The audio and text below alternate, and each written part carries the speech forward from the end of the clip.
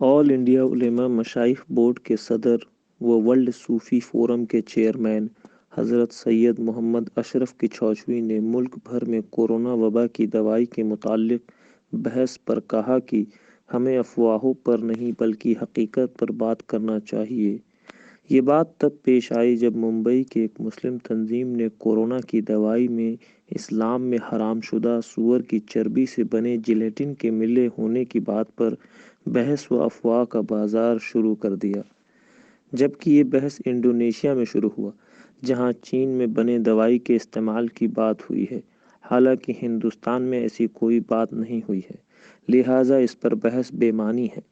ہاں، دوا فراہم کرنے والی کمپنی کو چاہیے کہ دوائی میں استعمال سبھی اجزاء کو صاف صاف بتائے، اگرچہ کہ حرام شدہ چیز کا استعمال کیا گیا ہو۔ یہ بات زیر نظر ہو کہ انسانی جان کی حفاظت زیادہ اہمیت رکھتا ہے، اس لیے جب کوئی متبدل موجود نہ ہو تو حرام شدہ چیز کے استعمال کیا جا سکتا ہے، اور حکومت سبھی مذاہب کا خیال رکھے اور دوائی کے متعلق سبھی جانکاری اشاعت کرے تاکہ لوگوں میں بھروسہ بڑھے اور افواہ کم ہو۔